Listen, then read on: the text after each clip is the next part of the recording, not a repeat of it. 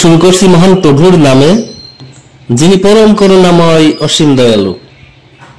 সুফি মানিক BD YouTube চ্যানেলে আপনাদের সকলকে স্বাগতম। আমি সুফি মোহাম্মদ মানিক হোসেন আছি আপনাদের সাথে। আজকে একটা গুরুত্বপূর্ণ বিষয়ে আলোচনা করতে যাচ্ছি, আর তা হলো, অনেকেই বলেন যে আমার দেহের মধ্যে যা আছে তার মধ্যে বাবার 4, মায়ের 4 ও প্রভুর 10। তাহলে আমার কি কি আছে? যে বাবার 4 চলে গেল, মায়ের 4 চলে গেল, সৃষ্টিকর্তার 10 চলে গেল, তাহলে আমার কি কি থাকলো? এই বিষয়ে আমরা আজকে একটা পরিষ্কার ধারণা নেওয়ার চেষ্টা করব ইনশাআল্লাহ। এবং অনেকে বলে থাকেন যে এই কোরআনে আছে সূরা জারিয়াতের 20-21 নম্বর আয়াতে, যা আছে বিশ্ব ব্রহ্মাণ্ডে তা আছে মানব ভাণ্ডে, তোমরা কি দেখো না? তাহলে দুনিয়ার বিষয়টাও এই মানব ভাণ্ডের মধ্যে রয়ে গেছে।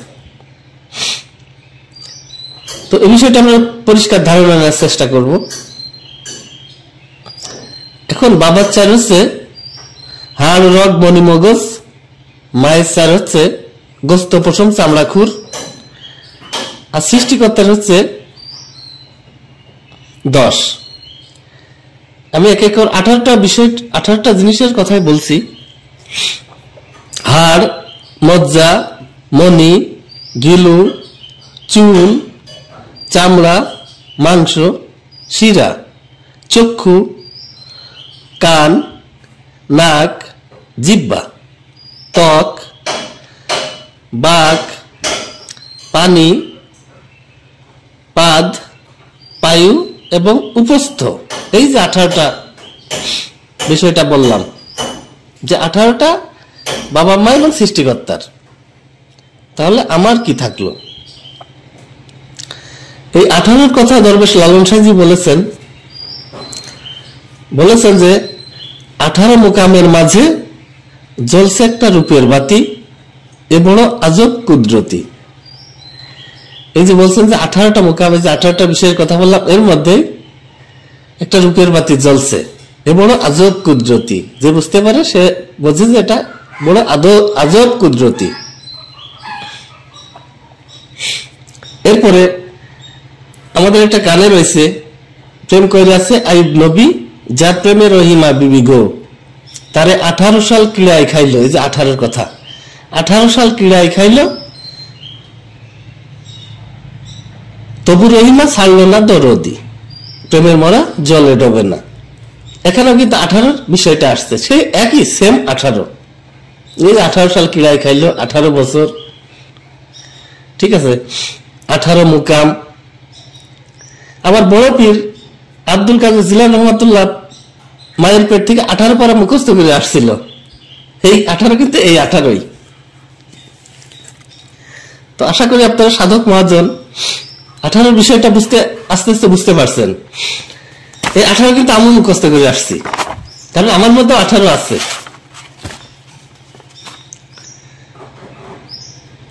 এরপরে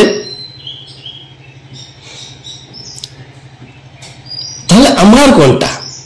প্রশ্নটা ছিল এখানে যে আমার আসলে কি?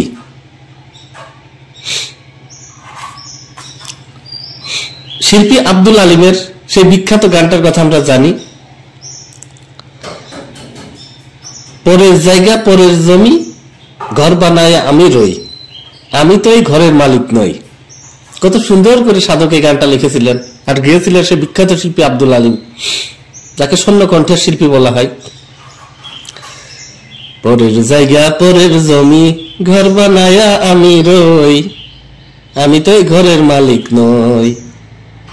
এই দেখেন, মানে এই যে 18টা যদি 3জন ব্যক্তির হয়ে যায়, তাহলে এর মধ্যে আমার কোনটা? আসলে আমার কিছু নেই, আমি এখানে ভাড়াটিয়া, আমি ভাড়া করে থাকি। কারণ আমার বলে আসলে কিছু নেই, কারণ 18টা বস্তু ভাগ হয়ে গেলে আমার বলে আর কিছু থাকে না।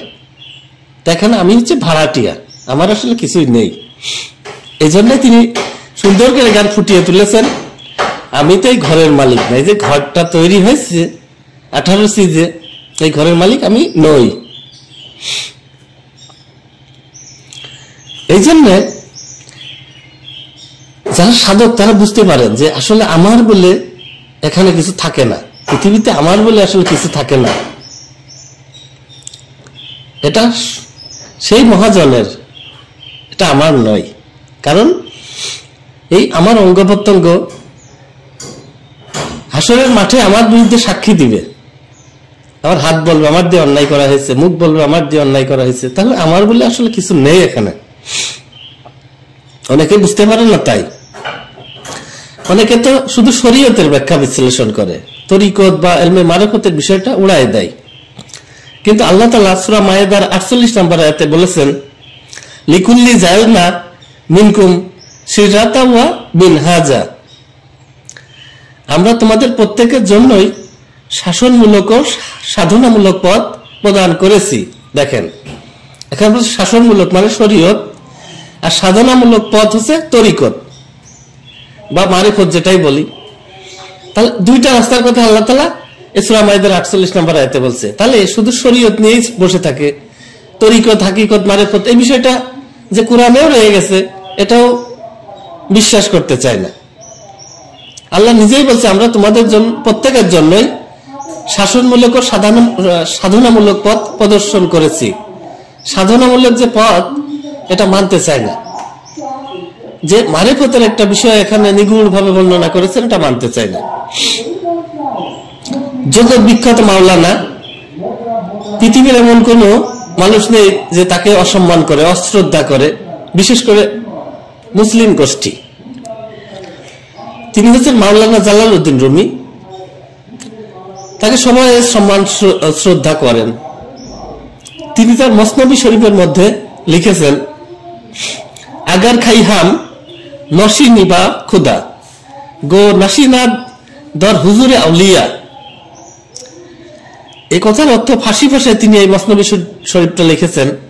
এর বাংলা আছে, যদি তুমি খুদার সম্মুখে বসতে চাও তবে আশ্রমে গিয়ে সাধক গুরুর সম্মুখে উপস্থিত হও।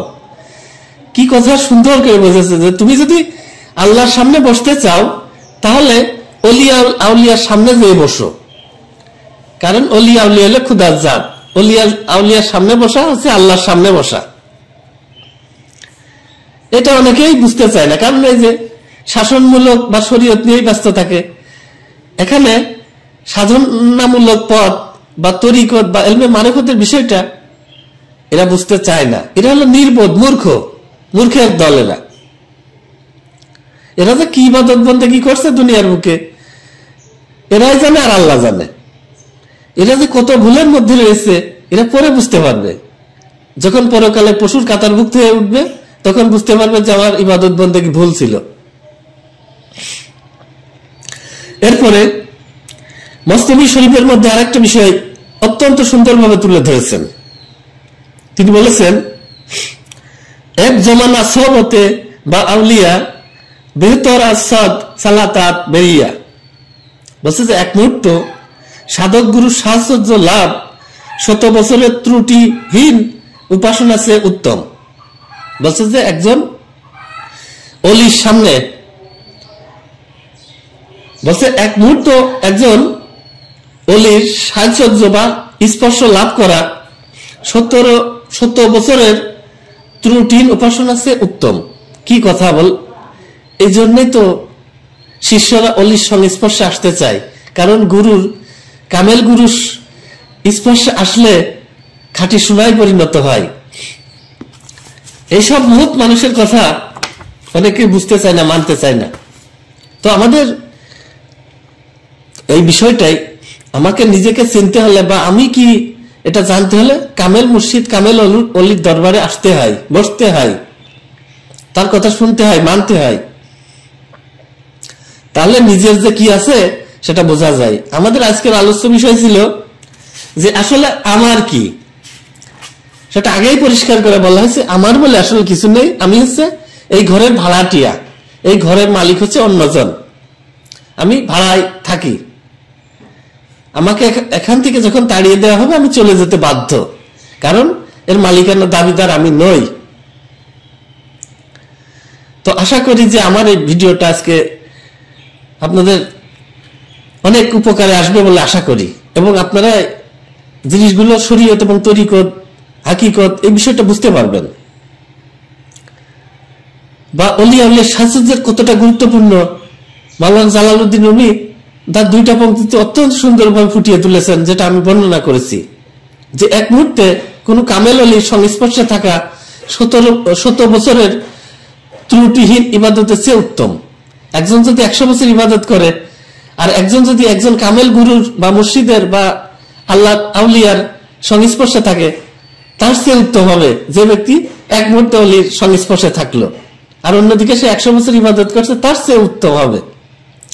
এক মুহূর্তে যদি এত হয়, তাহলে একদিনে কত হবে, 1 ঘন্টায় কত হবে? আপনারা কি বুঝতে পেরেছেন?